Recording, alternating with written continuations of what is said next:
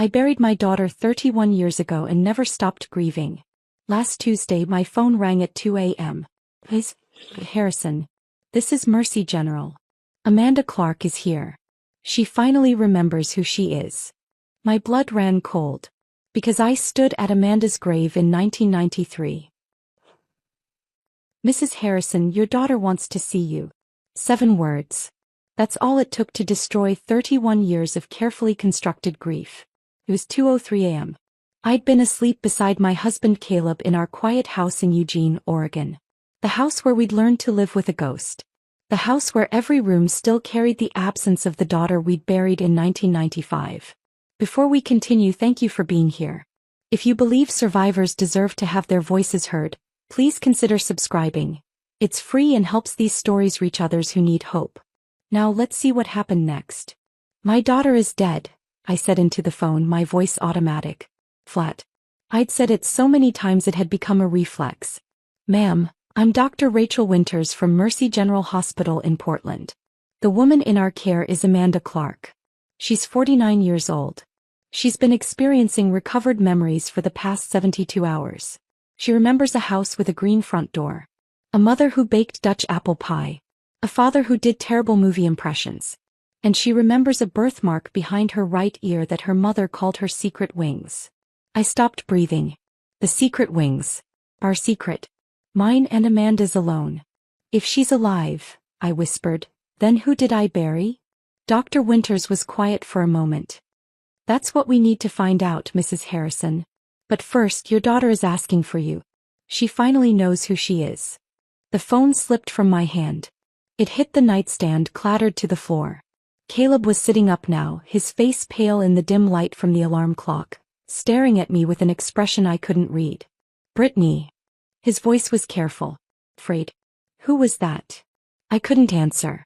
My mouth opened but no sound came out. My entire body had gone numb, like my brain had shut down everything except the most essential functions. Breathe in. Breathe out. Don't pass out. Caleb picked up the phone from the floor, pressed it to his ear. Hello? This is Caleb Harrison. Who is this? I watched him listen. Watched the color drain from his face. Watched his hands start to shake. We'll be there, he said finally, his voice hoarse. We're leaving now. He hung up. We sat there in the darkness, staring at each other. 38 years of marriage and I'd never seen him look like this. Lost. Terrified. Like the ground had just opened up beneath us. She said, Caleb's voice broke. She said Amanda's alive. I'm 60 years old now and for 31 of those years, I've been a mother with a ghost in her heart. Every November 8th, I visit the grave with the name Amanda Harrison carved into cold granite. Caleb still goes with me, though we've stopped talking much on those drives. What's left to say after 3 decades? Our son Jordan stopped coming years ago. He moved to Boston, built a life far from the town where his sister vanished. He calls on her birthday, voice tight and careful, like he's walking on glass. Like one wrong word will send me spiraling back into the person I became in 1993. We've learned to live around the wound the way you learn to walk with a limp. Our house in Eugene is quiet now, filled with routines we've perfected to avoid the empty spaces. I bake Dutch apple pie every Sunday, even though Amanda's not here to eat it. Caleb grades chemistry papers at the kitchen table, making the same terrible movie impressions that used to make her laugh. His Sean Connery is awful. His Clint Eastwood is worse. But he does them anyway and I smile anyway, and we pretend we're not performing these rituals for a daughter who's been dead for 31 years. We're functional. We're surviving. But we're not whole, and we stopped pretending we ever would be again. I need to get dressed, I heard myself say. My voice sounded far away, like it was coming from someone else's body. Portland is 3.5 hours. For if there's fog. Brittany. Caleb grabbed my hand. We've gotten calls like this before. He was right. 3 times over the years. 3 false alarms that had nearly destroyed us. In 1995, a woman called claiming she'd had psychic visions of Amanda in California. Caleb drove 18 hours based on nothing but desperation and found a girl who looked vaguely similar but wasn't our daughter. In 2001, a con artist called with details pulled from old news articles, asking for money to help Amanda come home. I almost wired $5,000 before our old detective talked me down. In 2008, an elderly woman with dementia kept calling, insisting every young person she saw was someone's missing child. Each time the hope had nearly killed us. Each time we'd had to rebuild ourselves from the disappointment. She knew about the secret wings, I said quietly. Nobody knows about that. Nobody. Caleb went very still. He knew what that meant. The secret wings were ours alone. A bedtime story I'd invented when Amanda was 4 years old and terrified she wasn't special enough, wasn't pretty enough, wasn't anything enough. I'd trace that tiny butterfly-shaped birthmark behind her right ear with my fingertip and whisper that she had secret wings. That butterflies were the bravest creatures because they transformed themselves completely. That she could fly anywhere in her dreams and I'd always be there to catch her if she fell. That detail had never been in police reports.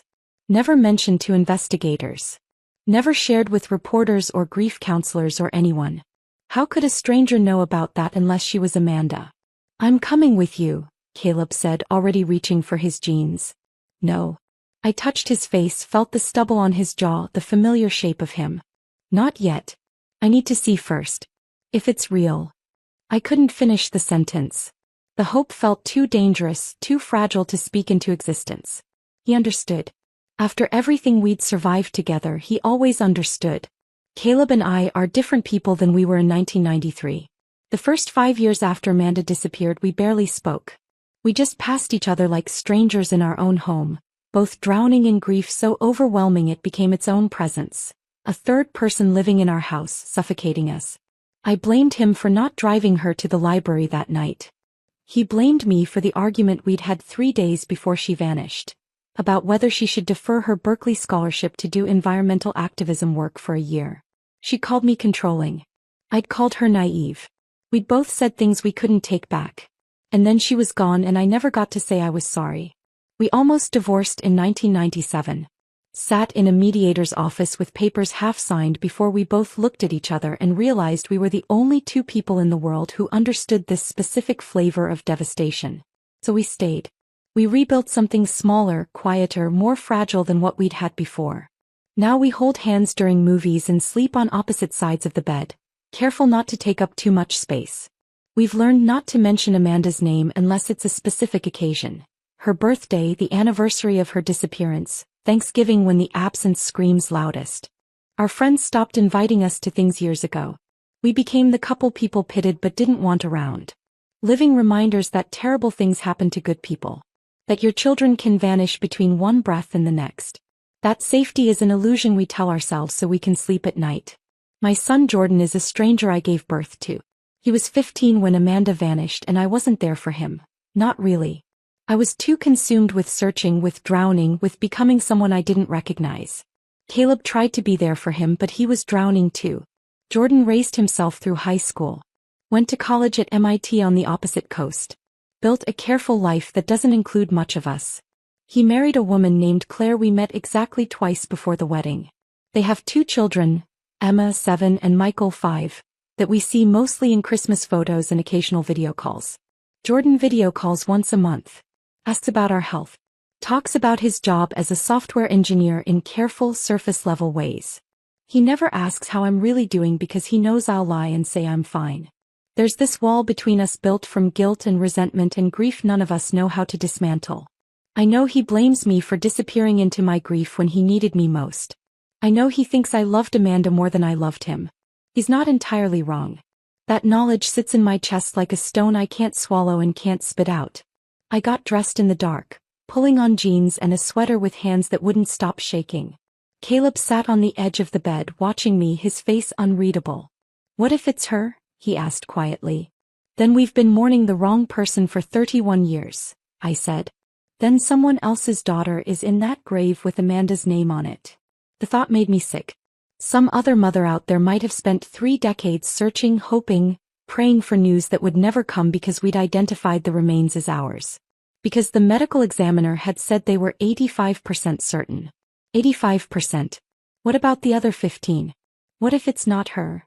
Caleb asked. "What if this is another?" "Then we survive it," I said. "Like we survived the others." But I didn't believe it. Not this time. Not with the secret wings. I grabbed my purse, my keys, checked my phone. 2:17 a.m. If I left now, I could be in Portland by 6. Maybe earlier if the roads were clear. Caleb walked me to the door, pulled me into his arms and held me like he was afraid I might disappear too. Call me, he whispered against my hair. The second you know. I don't care what time it is. I will. I love you, Britt. I love you too. I got into my car, started the engine, backed out of our driveway in the dark. And as I drove toward Portland on empty highways, I realized that no matter what I found at Mercy General Hospital, nothing would ever be the same again. Either my daughter was alive and everything I'd built my life on for 3 decades was a lie, or she was dead, and this was just another cruel trick the universe was playing on a mother who'd already lost everything once. I didn't know which possibility terrified me more. The highway stretched ahead of me, dark and endless. I kept the radio off. I needed silence to prepare myself for whatever waited at the end of this journey. I needed silence to remember how to breathe. Because somewhere in Portland, in a psychiatric unit at Mercy General Hospital, a woman who called herself Amanda Clark was asking for me. A woman who knew about the secret wings. And I was about to find out if miracles were real. Or if hope was just another way to break. The highway was empty at 2:30 a.m.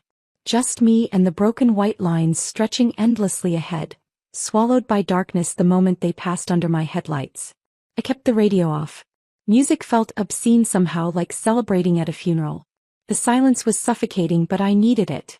Needed the space to think, to remember, to prepare myself for whatever waited at the end of this 3.5-hour drive. My hands gripped the steering wheel so tightly my knuckles ached. November 8, 1993. That date lived in my bones. The last normal day before our lives split cleanly into before and after. Amanda had been 18. Brilliant. Full of fire and conviction and that particular brand of teenage certainty that you're invincible, that the world will bend to your will if you just push hard enough. She'd been accepted to Berkeley with a full scholarship. Environmental law. She was going to save the rainforests, stop climate change, make the world better through sheer force of will. But 3 days before she disappeared, we'd had a fight. A bad one. She'd wanted to defer her scholarship for a year. Said she needed to do real activism work first. Get field experience, understand the problems she'd be fighting against. There was some group organizing protests against illegal logging operations and she wanted to join them. I'd been terrified. Terrified she'd throw away her future, her education, her scholarship. Terrified she'd get hurt or arrested or derailed from the path that would give her the tools to actually make a difference. I'd called her naive. Told her she didn't understand how the real world worked. She called me controlling. Said I didn't believe in her. We'd both said things we couldn't take back. Things that still echoed in my head 31 years later. The night she disappeared, she'd told us she was going to study at the library. A group project, she'd said. She'd be home by 10.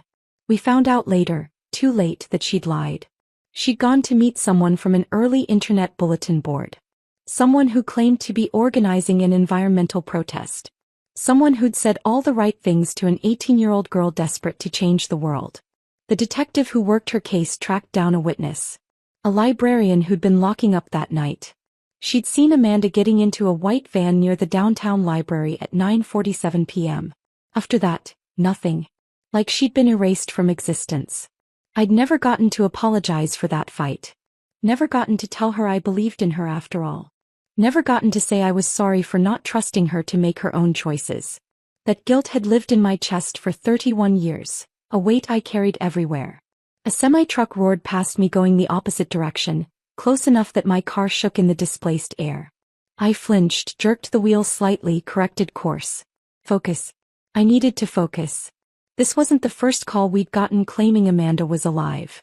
The first one came in March 1995, barely 4 months after she'd disappeared.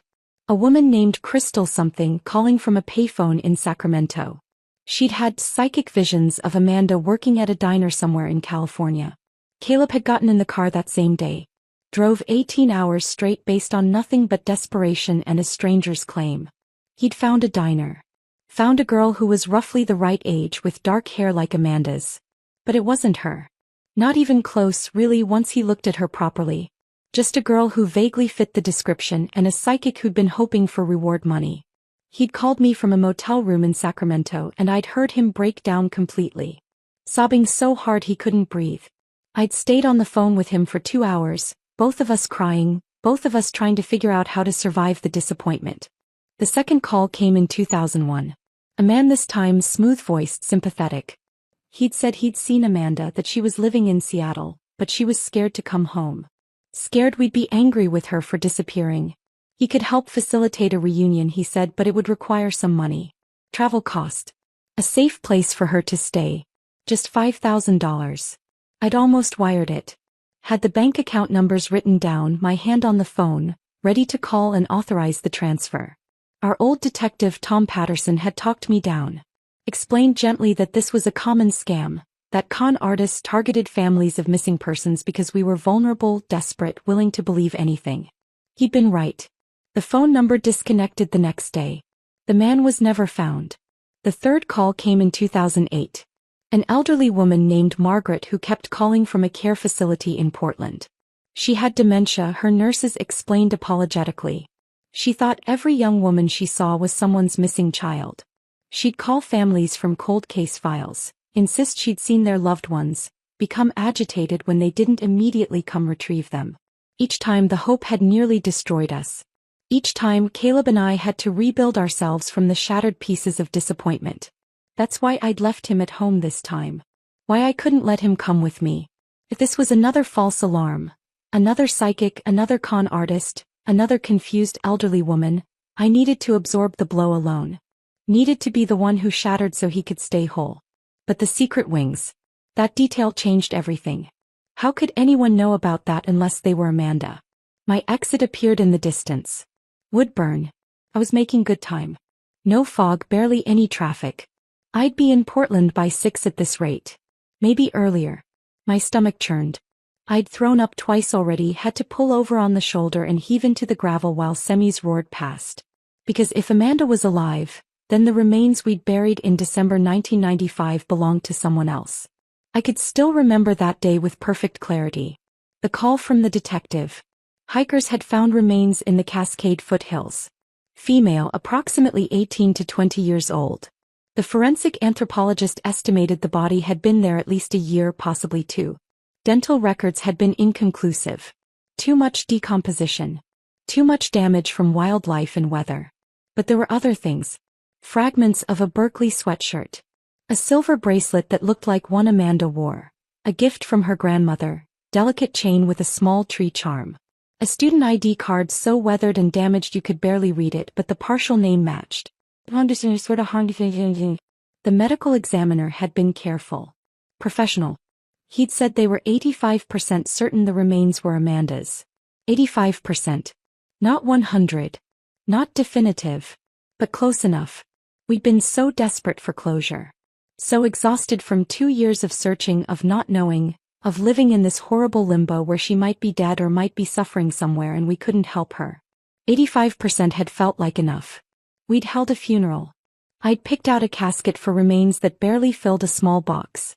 Stood at a grave with Amanda's name carved into granite and said goodbye. Promised her I'd tried everything. Promised her I'd never stop loving her. Promised her I'd live the rest of my life trying to be worthy of being her mother.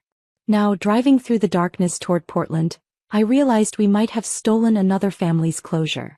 Some other mother out there might have spent 31 years doing exactly what I'd done. Waiting. Hoping. Praying for news that would never come because we'd buried her daughter under the wrong name.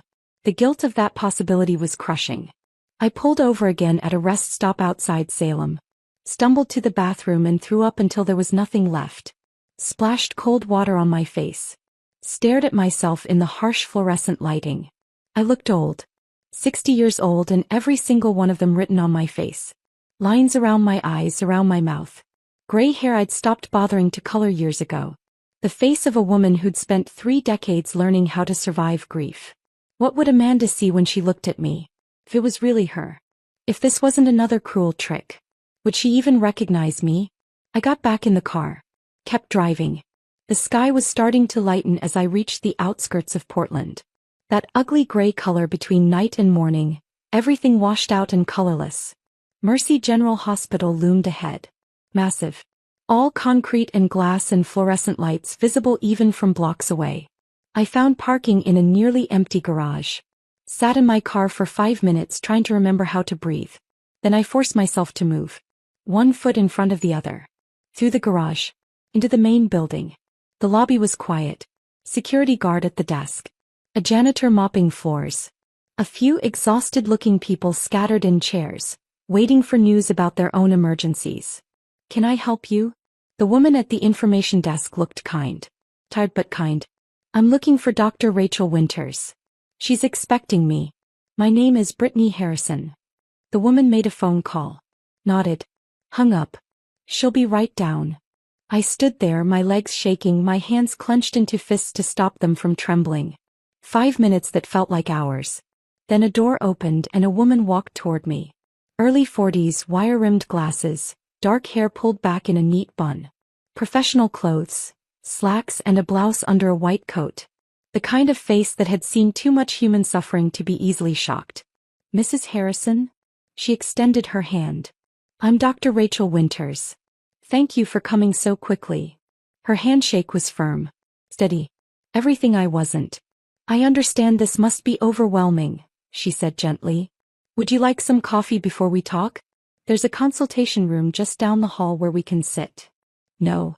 My voice came out harsher than I'd intended. "I'm sorry, I can't. I need you to tell me what you know. Please." She nodded. "Of course. Follow me." We walked through corridors that smelled like antiseptic and floor polish. Everything was too bright, too clean, too sterile. We entered a small consultation room with a table for chairs, and a window that looked out over the parking lot. Dr. Winters gestured for me to sit. I did, gripping the edge of the table to keep my hands from shaking. "The woman we're treating has been living under the name Amanda Clark for approximately 31 years, Dr. Winters began. Her voice was calm, measured. Clinical. "She's been in Portland the entire time. Working various jobs. Waitressing, retail, house cleaning. She's experienced homelessness intermittently. Multiple stays at shelters. She has no memory of a life before the name Amanda Clark. Until 4 days ago." "What happened 4 days ago?" I whispered. "She was walking through Pioneer Square. There was a street artist doing portraits from photographs. He sometimes works with a nonprofit that highlights cold cases. Missing persons from the 80s and 90s. One of the photographs he was working from was your daughter's image. Part of a Still Missing Awareness campaign." Dr. Winters paused. Pulled out a tablet. Opened a photo and turned it toward me. "When the woman we're treating saw this photograph, she had what we call a complete dissociative break. She collapsed right there in the square. Paramedics brought her here. She's been in our care for 72 hours. I stared at the photo on the tablet. Not the old missing person poster. A new photo. Recent. Taken here in the hospital. The woman was 49 years old. Her hair was cut short, dyed an unnatural dark brown that didn't suit her complexion. Her face was lined. Weathered. Marked by decades of hardship I couldn't begin to imagine. She was too thin. Cheekbones sharp. Eyes carrying shadows that spoke of things no one should have to survive. But the bone structure. The shape of her face. The way she held her mouth, even in this clinical hospital photo. "Oh God," I whispered. I saw Amanda looking back at me through 31 years of survival. "She's been having recovered memories," Dr. Winters continued, her voice pulling me back from the photograph. "Fragments at first. A house with a green front door. A mother who made Dutch apple pie every Sunday. A father who taught high school chemistry and did terrible impressions of movie characters to make her laugh. A little brother who collected baseball cards." My hand flew to my mouth. The green door. Our house in Eugene had a green front door. We'd painted it that color in 1991 because Amanda had insisted green was a lucky color. The Dutch apple pie. Every Sunday without fail for 18 years. Caleb's impressions. His awful Sean Connery, his worst Clint Eastwood, the way Amanda would laugh so hard she'd cry. Jordan's baseball cards. He'd kept them in a shoebox under his bed, organized by year and team, protective sleeves for his favorites. "There's more," Dr. Winters said gently. "She remembers a dog named Copernicus. A scar on her left ankle from falling off a skateboard when she was 12. A favorite teacher named Mr. Patterson who encouraged her to apply to Berkeley. She remembers the last argument she had with you, about whether she should defer college for a year to do environmental activism work." I couldn't breathe. Couldn't speak. Every detail was correct. Every single one. I need to see her, I whispered. Please. Dr. Winters stood. Follow me. But Mrs. Harrison, she paused at the door. I need to prepare you. The woman you're about to see has lived through significant trauma. She's not the girl you lost. She may never fully be that girl again. The integration process between who she was and who she's been forced to become will take years. Possibly her entire lifetime. I nodded, not trusting my voice. We walked through corridors that felt endless. Past rooms with closed doors hiding other people's private battles. Past nurses' stations with charts and monitors and the quiet beeping of machines. Past waiting areas with uncomfortable chairs and outdated magazines. Dr. Winters talked as we walked, but I barely heard her. Something about dissociative identity, about trauma responses, about the brain's remarkable ability to protect itself by erasing memories too painful to carry. My heart was pounding so hard I thought I might collapse right there on the linoleum floor. We stopped outside a room marked 4C. Dr. Winters put her hand on my arm. Looked me straight in the eye. She's terrified, she said quietly. Terrified you'll reject her. Terrified you'll blame her for disappearing. Terrified you won't want her back after all these years. She's convinced she's not worthy of being your daughter anymore. I wanted to say that was insane. That nothing in this world or any other could make me not want my daughter back. But my throat had closed completely. No sound would come out. Dr. Winters studied my face for a moment, then nodded. She opened the door. The room was small. Standard hospital setup. A bed with rails, a chair by the window, bland beige walls, fluorescent lights that made everything look slightly sickly. A window overlooking the parking lot where early morning light was just starting to break through the gray. A woman sat in the chair by the window. She stood when I entered. Slowly, like her legs might not hold her. She was 49 years old, not 18. I had to keep reminding myself of that. 49. She'd lived an entire adult lifetime without me. Her hair was cut short, choppy, like she'd done it herself with kitchen scissors. Dyed an unnatural dark brown that didn't suit her complexion, growing out at the roots to show gray underneath. Her face was lined. Not just with age. I had lines too, laugh lines and crow's feet and the marks of 6 decades of living. Her lines were different. Deeper. Harsher. The kind that come from years of hardship and survival and things I couldn't begin to understand. She was too thin. Not the thin of someone who'd missed a few meals. The thin of someone who'd gone without for years. Her cheekbones were sharp, her collarbones prominent even under the oversized hospital clothes. Donated clothes, I realized. Sweatpants and a t-shirt that hung off her frame like they were made for someone else's body. She stood with her shoulders hunched, her arms wrapped around herself. Like she was trying to make herself smaller. Less noticeable. Less real. But her eyes. God, her eyes. Gray-blue with flecks of green. The exact color of the sky right before a storm. I used to stare at those eyes when I nursed her as a baby, amazed that I'd created something so beautiful. Direct and defiant even when she was terrified. Exactly like she'd been as a child. She looked at me. I looked at her. 31 years collapsed into nothing. Time folded in on itself. I was standing in a hospital room and also standing in her bedroom doorway watching her sleep when she was 5. I was standing at her grave saying goodbye. I was standing at our front door the night she didn't come home, waiting, praying, bargaining with a God I wasn't sure I believed in. Mom. Her voice was barely a whisper. Hoarse. Kitten. Broken. That single word demolished me. I'd imagined this moment 10,000 times in the first years after she disappeared. In my imagination I'd always been strong. Composed. The mother she needed me to be. I'd hold her and tell her everything would be okay. I'd be the rock she could lean on. Instead I stood frozen in the doorway, tears streaming down my face, my entire body shaking so hard I thought my bones might break. She took a hesitant step forward. Her legs wobbled slightly like she might collapse. She stopped. Swallowed hard. Tried again. I don't remember everything yet. The memories are coming back in pieces. It's like someone took my life and shattered it and I'm trying to put the pieces back together but some of them are missing and some of them don't fit and I don't know.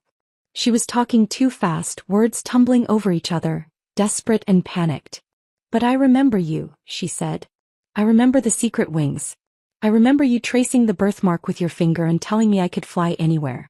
I remember you singing Blackbird to help me fall asleep because I was afraid of the dark. I remember the way you always burned the popcorn on movie nights and Dad would tease you about it. I remember. Her voice cracked. Broke completely. I remember the last thing I said to you was that I hated you. And I didn't. I didn't hate you, Mom. I was 18 and stupid and I was so mad about the college argument and I said terrible things but I didn't mean them. I didn't hate you. The tears were streaming down her face now, her whole body shaking. I crossed the room in 3 steps.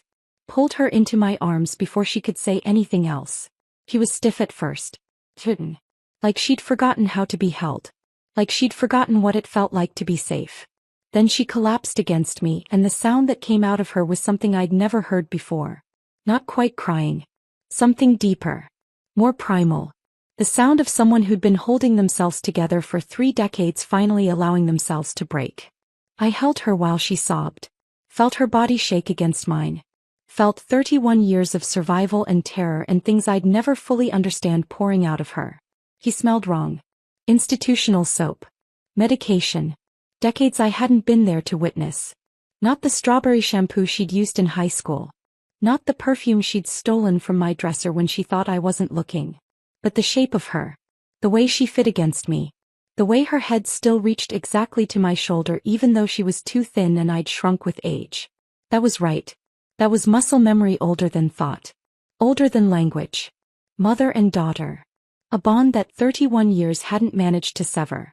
You're alive, I whispered into her hair. Baby, you're alive. That's all that matters. You're alive and you're here and I've got you. I've got you. I don't know how long we stood there. Long enough that my legs started to ache. Long enough that Dr. Winters quietly left the room, giving us privacy. Eventually Amanda's sobs quieted. Turned into hiccuping breaths. Then just shaky breathing. She pulled back slightly. Looked up at me with red, swollen eyes. I'm sorry, she whispered. I'm so sorry. I should have been more careful.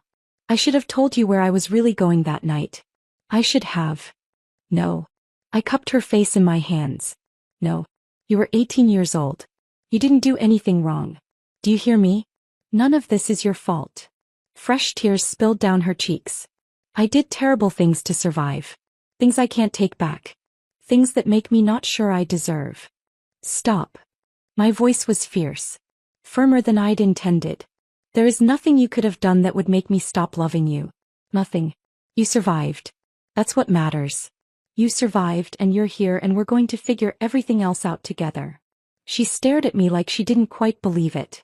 Like she was waiting for me to change my mind. To reject her. Come sit, I said gently. Please. I'm 60 years old and my legs are about to give out. A ghost of a smile flickered across her face. So brief I almost missed it. We sat.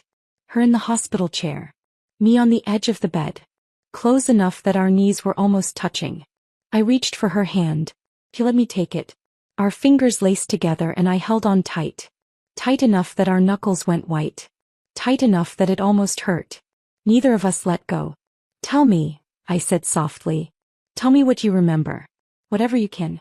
Take your time. Amanda took a shaky breath. Stared down at our joined hands. And slowly, haltingly, with long pauses where she had to collect herself, she began to tell me what she remembered. Not everything. The memories were still fragmented, still coming back in jagged pieces that didn't always connect properly. But enough. Enough to understand that my daughter hadn't died on November 8, 1993. She'd been taken. She'd been erased. She'd been turned into someone else entirely. And somehow, impossibly, against odds I couldn't begin to calculate, she'd survived. Amanda's voice was hollow as she began to speak. Like she was reading words written by someone else. November 8, 1993, she said. I remember that date now. I'd forgotten it for so long but it's back. Every detail. I squeezed her hand. Waited. I'd been talking to someone online. On a bulletin board. We didn't have social media back then, not like now. Just these message boards where people posted about different topics. I was on one about environmental activism. She paused. Took a shaky breath. His name was Marcus. At least that's what he called himself. He said he was organizing protests against illegal logging operations in the Cascades. He talked about direct action, about making a real difference, about how young people like me were the only ones brave enough to actually do something instead of just talking about it. Her voice cracked slightly on the last words. He said there was a group meeting at a coffee shop downtown. Independent coffee house near the library.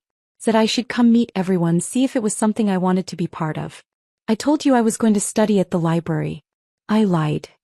I know, I whispered. The detective told us later. It's okay.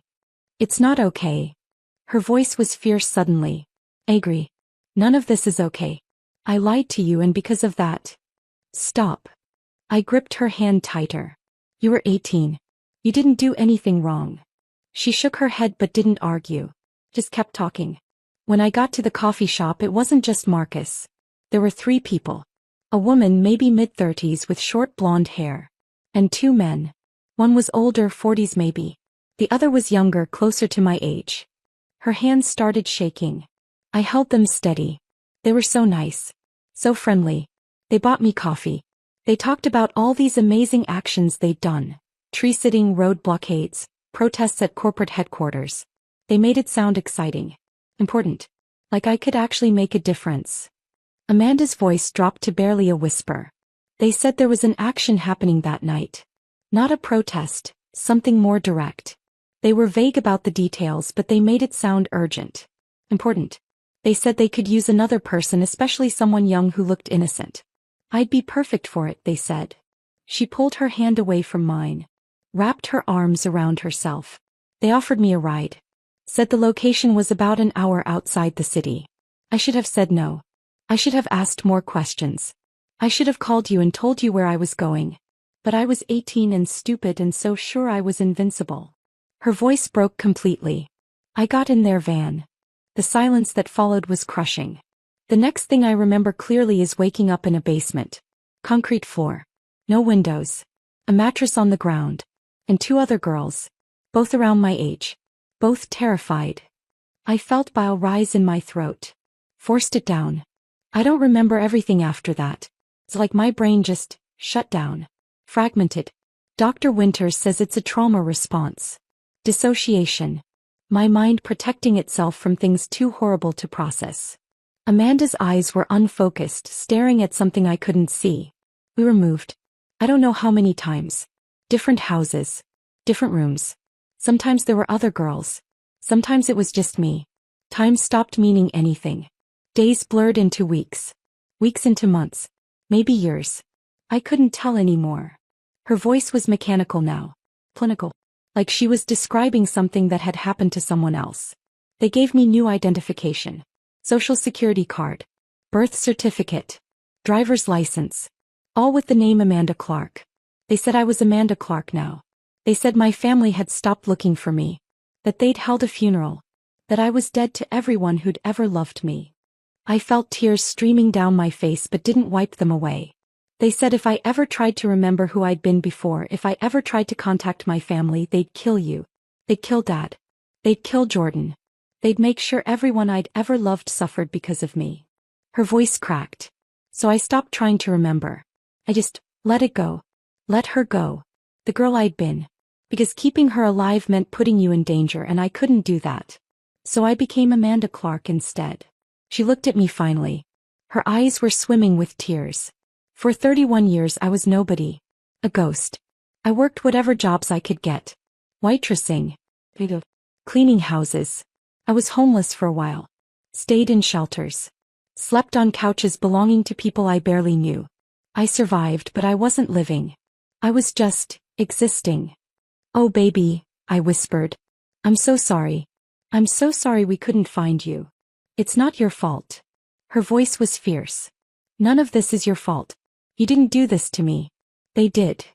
She took another shaky breath. About 5 years ago things started changing. I'd have these dreams. About a house with a green front door. About baking pie with a woman whose face I couldn't quite see. About a man doing terrible movie impressions that made me laugh. About a little boy with baseball cards. She wiped tears from her face with the back of her hand. I thought I was going crazy. Amanda Clark didn't have those memories. Amanda Clark didn't have a family. Amanda Clark appeared fully formed at 18 years old with no past. But the dreams kept coming. And slowly they started feeling less like dreams and more like memories. Amanda stood up suddenly. Walked to the window. stared out at the parking lot below. 4 days ago I was walking through Pioneer Square. There was a street artist there. He does portraits from photographs sometimes. Works with some non-profit that highlights cold cases. She turned to face me. One of the photographs was me. My 18-year-old face. Part of some still missing awareness campaign. When I saw it, her whole body started shaking. It was like someone flipped a switch in my brain. Everything came flooding back at once. My real name. Your face. Dad's voice. Jordan as a kid. Copernicus sleeping at the foot of my bed. The fight we had about deferring college. The way you always burned the popcorn. The secret wings. She wrapped her arms around herself, like she was trying to hold herself together. I collapsed right there. Screaming. I couldn't breathe. Couldn't think. 31 years of memories hitting me all at once. People called an ambulance. They brought me here. Dr. Winters has been helping me piece it together, but it's like trying to reassemble a person who's been shattered into a million pieces. I stood up, crossed to where she stood, put my arms around her from behind and held her while she cried. You remember Copernicus? I asked softly after a while. She nodded against me. He was the best dog. He'd always steal food off the counter when he thought no one was looking. A shocked laugh escaped me. I'd forgotten that. He stole an entire chicken once, Amanda said, and there was the ghost of a smile in her voice. Right off the table at Thanksgiving. Dad chased him around the yard for 20 minutes. We had to order pizza, I remembered. Jordan thought it was the best Thanksgiving ever. Amanda turned in my arms. Looked up at me with red, swollen eyes. Jordan, she whispered. My little brother. Is he? He's alive. He's in Boston. He's married. Has 2 kids. I touched her face gently. You're an aunt. Fresh tears spilled down her cheeks. I missed his whole life. I know. But he's going to want to see you. When you're ready. She nodded. Then something seemed to occur to her. Mom, she said slowly. If I'm alive, if I've been alive this whole time, then who did you bury? The question I'd been dreading. We don't know yet, I said quietly. The remains will need to be re-examined. Dr. Winters said they'll do DNA testing. Try to identify whoever. I couldn't finish. Amanda's face crumpled. Some other family has been waiting for answers while I was alive. Some other mother has been. Stop, I said firmly. That is not your fault. None of this is your fault. She looked at me with those eyes that had seen too much, survived too much. I hummed Blackbird in the shower this morning, she said suddenly. I didn't even realize I was doing it until Dr. Winters mentioned it. You used to sing that to me every night. You were afraid of the dark, I remembered. It was the only thing that helped you sleep. I still am, she whispered. Afraid of the dark. Afraid of basements. Afraid of white vans. Afraid of so many things. I pulled her close again. Held her tight. We're going to get through this, I promised. Together. However long it takes. She didn't answer. Just held on to me like I was the only solid thing in a world that kept shifting beneath her feet. Maybe I was. Dr. Winters knocked softly on the door about 20 minutes later. Amanda and I were still holding each other, neither of us quite ready to let go. I'm sorry to interrupt, Dr. Winters said gently. But Mrs. Harrison, there are some practical matters we need to discuss. And Amanda needs to rest. She's been awake for over 30 hours. I looked at my daughter. Her eyes were red and swollen, her face pale with exhaustion. She looked like she might collapse at any moment. I'll be right outside, I promised her. I'm not going anywhere. Amanda's grip on my hand tightened. You promise? I promise. She let go slowly like she was afraid I'd disappear if she blinked. I followed Dr. Winters into the hallway, my legs unsteady. The fluorescent lights felt too bright after the dim hospital room. Everything felt surreal, like I was moving through a dream. I need to call my husband, I said. And my son. They need to know. Of course. There's a consultation room down the hall where you'll have privacy. Take all the time you need. My hands were shaking so badly I could barely unlock my phone. I had 17 missed calls from Caleb. 3 voicemails. A dozen text messages asking if I was okay, asking what was happening, asking if he should come. I called him. He answered before the first ring finished. Brittany. His voice was raw. desperate. Please tell me. It's her. The words came out broken. Caleb, it's really her. It's Amanda. The sound he made wasn't quite a sob, wasn't quite a gasp. Something in between. Are you sure? Are you absolutely? I'm sure. Tears were streaming down my face again. She knew things, Caleb. Things nobody else could know. The secret wings. Copernicus. The argument about college. She remembered the Thanksgiving he stole the chicken off the table. I heard him break down completely on the other end. Heard him trying to speak and failing. Heard 31 years of grief pouring out of him. Is she okay? He finally managed. Is she hurt? She's alive. She's been through, my voice cracked. She's been through things I can't even begin to understand. But she's alive, Caleb. Our daughter is alive. I'm coming. I'm leaving right now. I'll be there in 3 hours. Drive carefully. Please. I need you to get here safely. I love you, Britt. I love you too. I hung up. Stared at my phone. I needed to call Jordan. It was 7:15 a.m. on the East Coast. He'd be getting Emma and Michael ready for school. Following the same morning routine he'd built, 3,000 miles away from the family that had fallen apart when his sister disappeared. I called him. It rang 4 times before he picked up. Mom. His voice was immediately concerned. What's wrong? It's like 4 in the morning there. I'm in Portland. At a hospital. I took a shaky breath. Jordan, your sister is alive. The silence stretched so long I thought the call had dropped. What are you talking about? His voice was carefully controlled. Too controlled. Amanda's dead. We buried her in 1995. We buried someone else. We didn't know. The medical examiner made a mistake. But she's here, Jordan. She's been living in Portland this whole time with no memory of who she was. Until 4 days ago. Mom. His voice was tight now. Strained. Is this another? We've been through this before. The psychic. The con artist. That woman with dementia. I can't. It's real.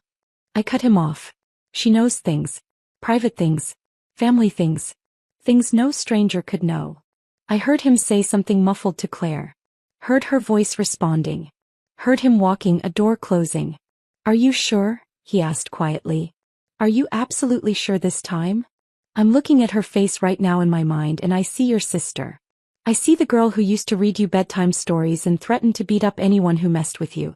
I see her, Jordan. His breath hitched. Does she remember me? She remembered your baseball card collection. She remembered protecting you. She asked about you the second she could form words. I heard him crying. My son who'd built walls so thick around his grief that I'd almost forgotten he knew how to cry. I'll get on the first flight out, he said. I'll be there tonight. Tell her.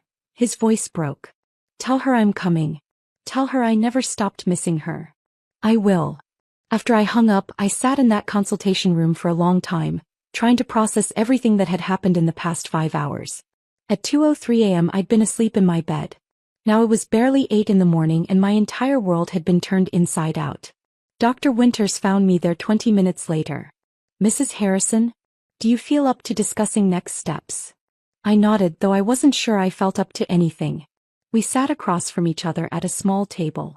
Dr. Winters had a file folder in front of her. Official looking. The kind that holds documents that change lives. First, we'll need to do DNA testing, she began. To officially confirm Amanda's identity. It's a formality at this point. I don't doubt who she is, but it's necessary for legal purposes. We can do that today. How long for results? With expedited processing, about a week. Maybe less. A week. 7 more days of existing in this strange limbo between impossibility and confirmation. There will also need to be interviews with law enforcement, Dr. Winters continued. The FBI has a task force that deals with trafficking cases. They'll want detailed testimony from Amanda about what she remembers. Names, locations, descriptions of the people involved. Any information that might help them find other victims or prosecute perpetrators. The thought of Amanda having to relive her trauma for strangers made me feel sick. Will she have to? I asked. Testify, I mean. That will be her choice. No one can force her. But the information she has could potentially save other lives. Help find other missing girls. Bring people to justice who've been operating for decades. I nodded slowly, understanding the weight of what Amanda would have to carry. She'll need intensive therapy, Dr. Winters went on. What Amanda is experiencing is called complex PTSD. She's lived through sustained, repeated trauma that fundamentally reshaped her identity. For 31 years she's been someone else entirely. The process of integrating those two identities, Amanda Clark and your daughter, will take years. Possibly her entire lifetime. What does that mean? I asked. Integration. It means learning to hold both truths simultaneously. That she is Amanda Clark with all the experiences and survival skills that identity required. And that she is also your daughter with all the memories and connections that identity holds.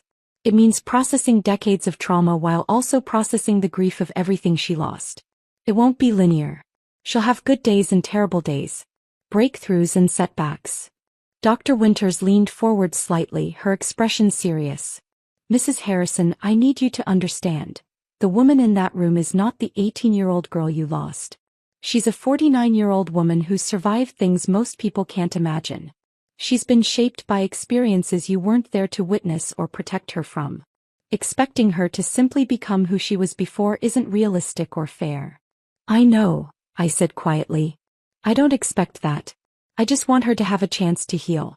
To build whatever life she can from here. Dr. Winters nodded. There's one more thing we need to discuss. The remains you buried in 1995. My stomach dropped. If Amanda is your daughter, then someone else's child is in that grave. The remains will need to be exhumed and re-examined. We'll do DNA testing, try to identify who they actually belong to. For 31 years I'd visited that grave. Brought flowers on Amanda's birthday. Sat on the grass and talked to her about Jordan's life, about Caleb's retirement, about the grandbabies she'd never meet. Now I had to face the reality that it had never been Amanda lying there. It had been someone else's daughter. Someone else's sister. Someone else's friend. There's another family out there, I said slowly. Another mother who's been waiting. Possibly. The remains might match someone in the missing persons database. Or they might not. We may never know who she was. The guilt was crushing. Some family had spent 3 decades in the same hell we'd lived through, except they'd never gotten closure. Never gotten answers. Because we'd taken their daughter and buried her under the wrong name. I want to know, I said firmly. As soon as you identify the remains, I want to know. If there's a family still searching, I need to tell them. They deserve that. Dr. Winters studied my face for a moment. That's very compassionate of you. Most people in your position would just want to move forward, not look back. How can I move forward knowing another mother is still waiting? I asked. Knowing she might be visiting an empty grave the way I thought I was doing for 31 years? Dr. Winters nodded slowly. I'll make sure you're notified as soon as we have information. I stood up. My legs were unsteady, my whole body exhausted. Can I go back to her now? Of course. But Mrs. Harrison, Amanda needs to rest. She's been awake for over 30 hours and her body and mind are both exhausted. She'll sleep most of the day, which is exactly what she needs. I walked back to room 4C. Pushed the door open quietly. Amanda was lying in the hospital bed now, her eyes already closing. A nurse was adjusting her checking her vital signs. I sat down in the chair by the window. The same chair she'd been sitting in when I first walked in. Mom. Amanda's voice was drowsy. You're still here. I'm still here. I'm not going anywhere. Promise. I promise, baby. I'll be right here when you wake up. Her eyes closed. Within minutes, her breathing evened out into sleep. I sat there watching her. My daughter. Alive. Here. And I wondered how we were going to survive rebuilding a life that had been destroyed 31 years ago. But I knew one thing with absolute certainty. We would survive it. We'd already survived the worst. Everything else was just details. Caleb arrived at the hospital just before noon. I was sitting in the chair by Amanda's bed watching her sleep when I heard his footsteps in the hallway. Fast. Urgent. Like he'd been running. I stepped out to meet him before he could burst into the room and wake her. He looked terrible. His hair was uncombed, his shirt wrinkled, his eyes red-rimmed and wild. He'd aged a decade in the 6 hours since my phone call. Britt. He grabbed my arms. Is it real? Please tell me it's real. It's real. I pulled him into a hug, felt him shaking against me. She's in there. She's asleep, but she's real. She's alive. The sound that came out of him was something between a sob and a gasp. He held on to me like I was the only thing keeping him upright. I need to see her, he whispered. I know. But Caleb, listen to me first. I pulled back, looked him in the eye. She's not 18 anymore. She's 49. She's lived through things we can't imagine. She looks different.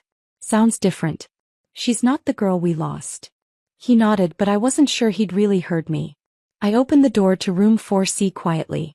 Amanda was still sleeping, curled on her side, one hand tucked under her cheek like she used to do as a child. Caleb stood in the doorway, frozen. I watched him take her in. The short, badly dyed hair. The lines on her face. The way she looked too thin even under the hospital blankets.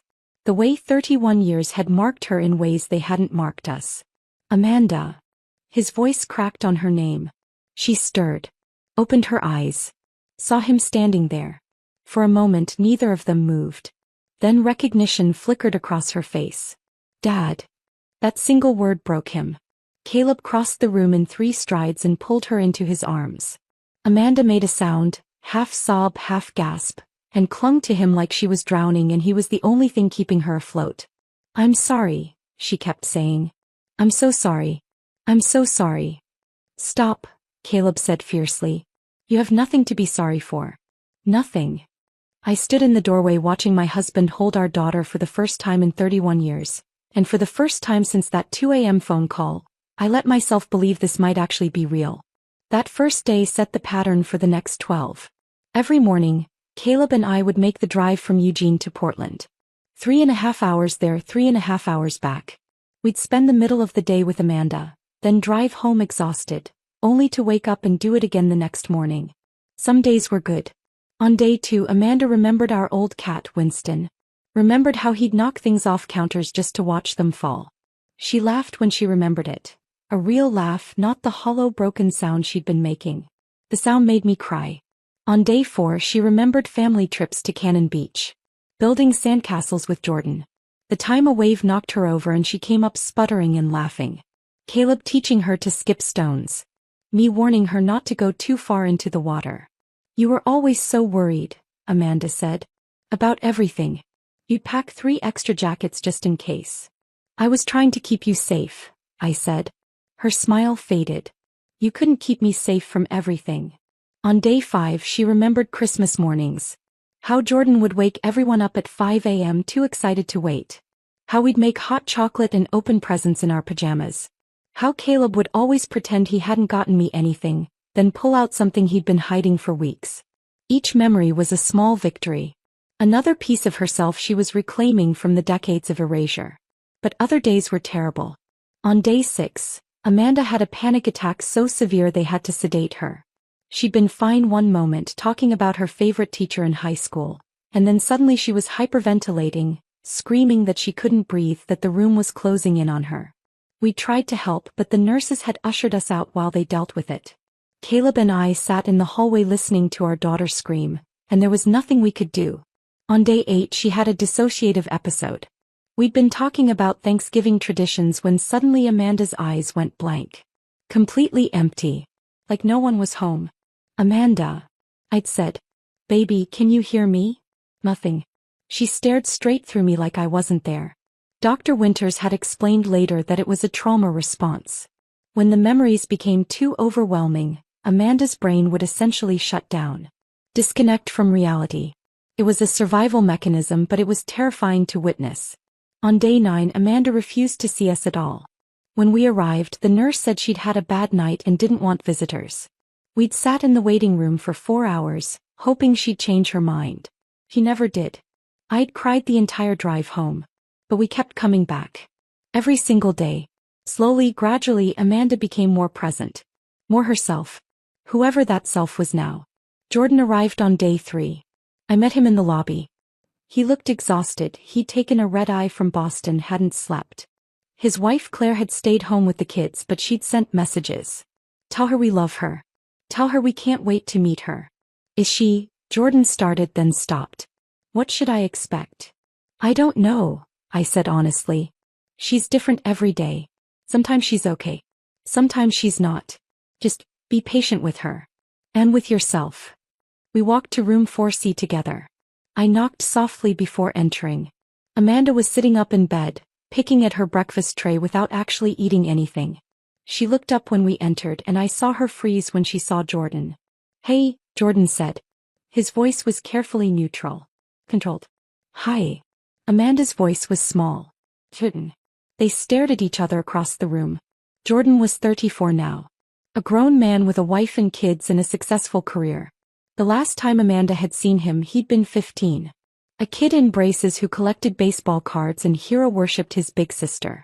"You got tall," Amanda said finally. A surprised laugh escaped Jordan. "Yeah. You missed that." "I missed a lot of things."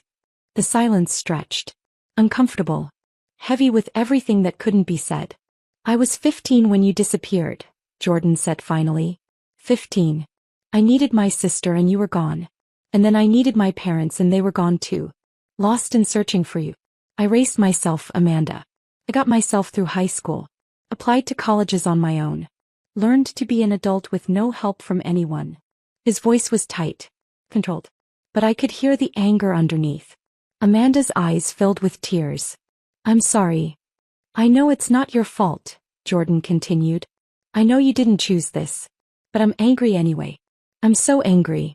And I don't know what to do with it." "You can be angry," Amanda whispered. "You have every right to be angry." "I don't want to be angry." Jordan's voice cracked. "I want my sister back. But I don't know if that's possible. Because the sister I remember was 18 years old. And you're 49, Amanda finished. "I'm 49 and I've lived an entire life you know nothing about and you've lived an entire life I wasn't there for. And I don't know how to fix that." "Maybe we can't fix it," Jordan said. "Maybe we just have to start over." They didn't hug that day. Didn't touch at all. But Jordan pulled a chair close to the bed and sat down. And they talked for 3 hours. About Jordan's life, his wife, his kids. About his job as a software engineer. About the life he'd built 3,000 miles away from the family that had fallen apart. Amanda listened to all of it, tears streaming down her face, mourning everything she'd missed. When Jordan left, he squeezed her hand. Brief, tentative, but real. "I'll come back tomorrow," he said. "Okay," Amanda whispered. It wasn't forgiveness. It wasn't reconciliation. But it was a start. On day 12, Dr. Winters called us into her office. Amanda sat between Caleb and me, our hands clasped together so tightly our fingers had gone numb. Jordan sat on Amanda's other side, his jaw tight with tension. Dr. Winters looked at us across her desk. Her expression was unreadable. For one terrible moment I thought she was going to tell us it wasn't a match. That Amanda was delusional. That we'd let ourselves hope for nothing. Then she smiled. "It's definitive," she said. "The DNA test confirms that Amanda is your biological daughter." The relief was so overwhelming I thought I might pass out. The room tilted. I gripped the arms of my chair to keep from falling. Caleb made a sound like he'd been punched in the stomach. Amanda started sobbing. Jordan put his head in his hands. We held each other in that small office, crying, laughing, unable to form coherent words. For the first time in 31 years I let myself believe in miracles. Then Dr. Winters cleared her throat gently. "There's something else," she said. "The remains from 1995 have been identified through DNA. Her name was Sarah Whitmore. She went missing from Seattle in 1994. She was 19 years old. Her family has been notified." The joy drained out of me like water through a sieve. Sarah Whitmore. Someone else's daughter. Someone else's sister. For 31 years I'd visited that grave. Mourned at that headstone. Talked to someone who was never Amanda. And somewhere Sarah Whitmore's mother had been waiting. Hoping. Never knowing her daughter was dead because we'd buried her under the wrong name. "I need their contact information," I said. My voice sounded distant. Hollow. Dr. Winters hesitated. "Mrs. Harrison, perhaps you should take some time." "No," I said firmly. "I need to speak with them. They deserve to know what happened. They deserve an apology." "Brittany, you don't have to," Caleb started. "Yes, I do." I looked at him. "How would you feel if our situations were reversed? If Sarah's family had buried Amanda by mistake and we'd spent 31 years waiting for answers that never came. He didn't have a response to that. Dr. Winters wrote down a phone number on a piece of paper. Slid it across the desk to me. Her mother's name is Margaret Whitmore, she said quietly. Please be gentle with yourself, Mrs. Harrison. This situation isn't your fault. But as I stared at that phone number, all I could think was, another mother had lost 31 years because of a mistake. And I needed to look her in the eye and tell her I was sorry. I called Margaret Whitmore 3 days after getting her number. I'd been carrying that piece of paper in my pocket, the numbers written in Dr. Winters' careful handwriting, unable to bring myself to dial. Finally, on a Thursday afternoon, I sat in my car in the hospital parking lot and made the call. She answered on the second ring. Hello. Her voice was tired, worn down by decades of waiting. Mrs. Whitmore?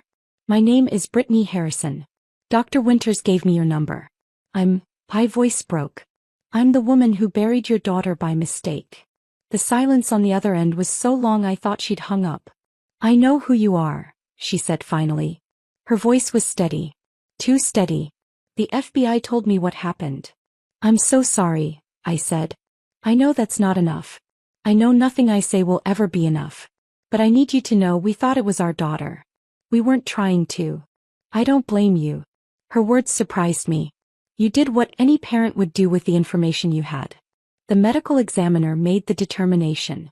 You were just trying to find closure. I was crying now, tears streaming down my face. You spent 31 years not knowing. 31 years waiting. Because we took your daughter and buried her under the wrong name. And now I know, Margaret said quietly. Now I can bring Sarah home. Give her a proper burial with her real name. At least now I don't have to wonder anymore if she ran away because she was mad at me. If she's out there somewhere choosing not to come home. Her voice cracked on the last words. For 31 years I thought she left because of me, Margaret continued. Because we'd fought about her boyfriend. Because I'd said terrible things. I thought she was alive somewhere, hating me. At least now I know she didn't choose to leave. We cried together on that call. Two mothers connected by tragedy and mistaken identity and the terrible luck of having daughters who disappeared in the same era. How is she? Margaret asked after a while. Your daughter. Amanda. She's alive, I said. She's healing. It's going to take a long time, but she's here. At least one of us got our daughter back, Margaret said. There was no bitterness in her voice. Just exhaustion. At least one of us did. We talked for another 20 minutes. I promised to keep her updated on the exhumation process, on the transfer of Sarah's remains. She promised to let me know about the funeral. Will you come? She asked. To Sarah's burial. I know it's a lot to ask, but I'll be there, I said. I owe her that much. 6 weeks after that 2 a.m. phone call, Amanda was released from Mercy General. Caleb and I had assumed she'd come home with us to Eugene. We'd prepared her old room, bought new sheets, hung curtains in the color she used to like. We wanted to take care of her, wanted to keep her close after 3 decades of absence. But Dr. Winters and Amanda's trauma therapist both said that would be a mistake. She needs to build her own life, Dr. Winters explained gently. Not try to slip back into the one she had at 18. That girl doesn't exist anymore. Amanda needs to figure out who she is now, and she can't do that living in the house where she grew up, surrounded by memories of who she used to be. So we helped her find an apartment instead. It was small, a 1-bedroom on the 2nd floor of an older building in Northeast Portland. The rent was reasonable, the neighborhood was safe, and it was close to her therapy team and the trauma center where she'd be continuing treatment.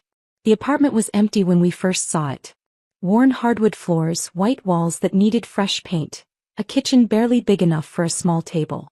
But it had good light. Big windows that looked out over a tree-lined street. I like it, Amanda said quietly. It feels safe. We spent the next week furnishing it. Caleb and I bought her everything. Dishes, towels, a comfortable bed, a couch that actually looked decent. I hung curtains while Caleb assembled furniture, making the same terrible jokes he'd been making for 40 years. Why did the furniture maker go to therapy? He asked while struggling with an IKEA bookshelf. Amanda looked up from unpacking kitchen supplies. Why? Because he had too many shelf issues. A small smile flickered across her face. Brief, uncertain but real. That's terrible, Dad, she said. Your mother's been telling me that for decades, Caleb replied. Hasn't stopped me yet. Amanda laughed. A real laugh, not the hollow, broken sound she'd been making. The sound made me cry. But even in those good moments I could see how different she was. The Amanda I remembered had been loud. Opinionated. Full of fire and conviction. She'd argued politics at the dinner table, debated environmental policy with anyone who'd listen, filled every room with her presence. This Amanda was quiet. Careful. She apologized constantly, for asking for help, for taking up space, for existing. I'm sorry, could you maybe, I don't mean to be difficult, but could we move the couch a little to the left? If it's not too much trouble. I'm sorry. You don't have to apologize, I'd tell her. This is your apartment. You get to decide where everything goes. She'd nod, but 10 minutes later she'd be apologizing again. She had panic attacks triggered by things I couldn't predict. White vans passing on the street. The smell of a certain brand of coffee. Basements. Locked doors. Men's voices raised in anger, even if the anger had nothing to do with her. She couldn't sleep without medication. Even with it, she rarely got more than 4 hours a night. She couldn't be in crowds. We tried taking her to the grocery store once, and she'd lasted 10 minutes before the walls started closing in and she had to leave. But she was also stronger than I'd ever been. She'd survived 3 decades of hell and come out the other side still capable of hope. Still capable of love. Still capable of looking forward instead of only backward. I had to learn to love this version of my daughter. Not mourn the version I'd lost. That was harder than it sounded. Jordan came back to Portland 3 more times in the first 3 months. Each visit was slightly less tense than the last. On his 3rd visit he brought Claire and the kids. Emma was 7, all energy and questions. Michael was 5, shy and serious. They had no idea their aunt had supposedly been dead their entire lives. Jordan and Claire had told them Aunt Amanda lived far away and they hadn't been able to visit before. Simple.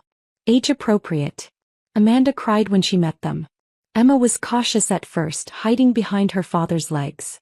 But Amanda sat on the floor, made herself smaller, less threatening, and asked Emma about her favorite things. I like butterflies, Emma said. And purple.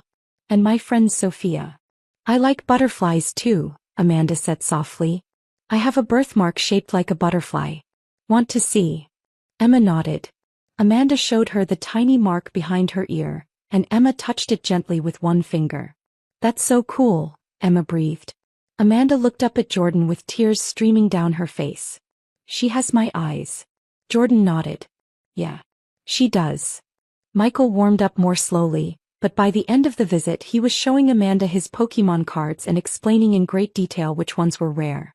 After the kids went to explore Amanda's small balcony, Jordan sat down next to his sister on the couch. Claire thinks I should talk to a therapist, he said. About all of this. The anger I'm carrying. That's probably a good idea, Amanda said. I'm trying, Jordan said. To not be angry at you. I know it's not your fault. I know you didn't choose any of this. You can be angry, Amanda told him. You have every right. I missed your whole life. Your high school graduation. Your wedding. The birth of your kids. I wasn't there for any of it. And I missed yours, Jordan said. 31 years of your life that I know nothing about. We're strangers who happen to share DNA and some childhood memories. Maybe we can start over, Amanda suggested. Not try to pick up where we left off because that's impossible. But maybe we can build something new. Jordan was quiet for a long moment. I'd like that. They started talking on the phone weekly after that. Awkward conversations at first, full of long pauses and careful topics. But gradually they got easier. Jordan told her about his work, his kids, his life in Boston. Amanda told him about her therapy, her struggles, her small victories. They couldn't fix 3 decades of loss. But they were building something. Something that might eventually feel like family again. For months after coming home, Amanda told us she'd made a decision. We were having lunch at her apartment. Sandwiches from a deli down the street, eaten at her small kitchen table. The FBI contacted me, she said. They want me to testify. About what I remember. The people involved. The locations. Anything that might help them find other victims or prosecute the people who are still alive. My stomach dropped. Amanda, you don't have to. I know I don't have to, she interrupted. Her voice was steady, determined. But I want to. Your therapist said testifying could set back your progress, I said. That it could be re-traumatizing. She also said it could be empowering, Amanda replied. That taking my story and using it to help other people could be part of my healing. Other girls are still out there, Amanda continued. Girls like I was. Feared. Lost. Trapped in lives they didn't choose. If my testimony can help find them, help save them, then I have to do it. Caleb reached across the table and took her hand. Are you sure? No, Amanda admitted. I'm terrified. But I'm doing it anyway. I have to take what happened to me and turn it into something that matters. Otherwise they win. The people who tried to erase me, they win. I tried to talk her out of it. Tried to protect her from more pain. But Caleb put his hand on mine and shook his head. This is her choice, he said quietly. She gets to decide how she heals. So 3 weeks later, I sat outside a closed FBI conference room while Amanda testified. 3 days of testimony. 8 hours each day. Reliving every detail of the worst years of her life. I waited in the hallway with Caleb. Paced. Drank terrible coffee from vending machines. Counted the tiles on the floor. When Amanda finally emerged on the 3rd day, she looked like she might collapse. I caught her before she fell, held her while she sobbed, supported her weight as we walked to the car. She didn't speak the entire drive home. Just stared out the window with hollow eyes. But 2 days later she called me. They found someone, she said. Her voice was shaky but determined. Because of what I told them. They found a woman who'd been missing for 8 years. She's going home to her family. Oh baby, I whispered. It was worth it, Amanda said. It was worth every second of reliving it if it means one more person gets to go home. And I realized that my daughter was braver than I'd ever been. She'd survived the unsurvivable. And now she was fighting to make sure no one else had to. 8 months after Amanda came home, she called me on a Tuesday afternoon. Mom, I did something and I need to tell you about it before you see it online. My stomach dropped. What happened? Are you okay? I'm fine. I'm more than fine actually. I enrolled in classes. Online courses through Portland State. I want to finish my degree. I sat down on the couch processing. Your degree. The one I started 31 years ago. Environmental law. She paused. Well, not environmental law anymore. Social work. I want to help trafficking survivors. I want to become an advocate. Amanda, I didn't know how to finish. That's wonderful. But are you sure you're ready? Your therapist said. My therapist said I should focus on my own healing first, Amanda interrupted. And I am. But part of my healing is taking what happened to me and turning it into something that matters. I've been a victim for 31 years, Mom. I'm done being a victim. I want to be a survivor who helps other people survive. Her voice was steady, determined, more sure of herself than I'd heard since she'd come home. If this is what you want, I said carefully, then your father and I will support you. Thank you, she whispered. I need this. I need to feel like those 31 years weren't just wasted. Like they can mean something. She threw herself into her studies with an intensity that scared me sometimes. Late nights reading textbooks about trauma-informed care. Writing papers about systemic failures in victim services. Video calls with professors and classmates, her voice stronger each time. Caleb worried she was pushing herself too hard. I did too. But she was also thriving in a way I hadn't seen since she'd come home. 2 months after enrolling, Amanda started volunteering at a local nonprofit that worked with trafficking survivors. Just a few hours a week at first. Answering phones. Filing paperwork. Sitting in on support groups. Then they asked her to share her story at one of the groups. She called me the night before, terrified. What if I break down? What if I can't get through it? What if I make it worse for them instead of better? Then you break down, I said. And you let them see that it's okay to break down. That you can survive breaking down and still keep going. She did break down. He told me about it afterwards. She'd gotten through most of her story. The abduction, the years of erasure, the moment she saw her own face on that poster, and everything came flooding back. Then someone in the group had asked, how did you keep going all those years? And Amanda had fallen apart. But the other women in the group had surrounded her. Held her. Told her they understood. That they'd asked themselves the same question. That seeing her survive gave them hope they could survive too. I helped them, Amanda said, wonder in her voice. Just by being there. Just by surviving. I helped them. After that she spoke at more events. Awareness campaigns. Fundraisers. College classes studying human trafficking. Then a journalist from a national magazine contacted her. They were doing a piece on long-term trafficking survivors. Would Amanda be willing to share her story? He said yes. The essay was published in September. 31 Years Lost. One woman's journey from erasure to advocacy. It went viral within hours. Suddenly, people recognized Amanda on the street. Not as Amanda Clark, the broken homeless woman who'd spent decades invisible, but as Amanda Harrison, the survivor who'd come back from the dead. She got messages from other survivors. From families of missing persons. From people who'd never thought about trafficking before but were now paying attention. You're making a real difference, I told her. I'm trying, she said. I'm trying to make those 31 years mean something other than just pain. In October she was asked to consult on a task force developing better protocols for helping trafficking survivors reintegrate into society. In November she was accepted into a graduate program for social work. Full scholarship. She was building a life that mattered. A life that would have been impossible if she'd stayed the girl she'd been at 18. And I realized that was its own kind of revenge. Not destruction. Not making the people who'd hurt her suffer. But refusing to let them win. Refusing to stay buried. Building something so meaningful from the ruins that it rendered all those years of darkness powerless. On a clear Sunday morning in July, 10 months after that first phone call, Amanda invited us over for breakfast. She met us at the door and I barely recognized her. Her face had filled out. She looked healthy. Her hair had grown out past her shoulders, showing the natural auburn color I remembered from her childhood.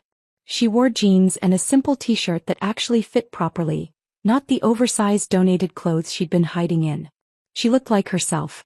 Not the 18-year-old who'd disappeared. Not the broken woman who'd emerged from 31 years of trauma. Someone new. Someone who'd integrated all the pieces of who she'd been forced to become and was building something whole from the fragments. Come in, she said, smiling. I made breakfast. Well, I tried. Fair warning, the pie might be a disaster. Dutch apple pie. Our Sunday tradition from before. We sat at her small kitchen table, the same one Caleb had assembled months ago. The apartment looked different now. More lived in. Personal.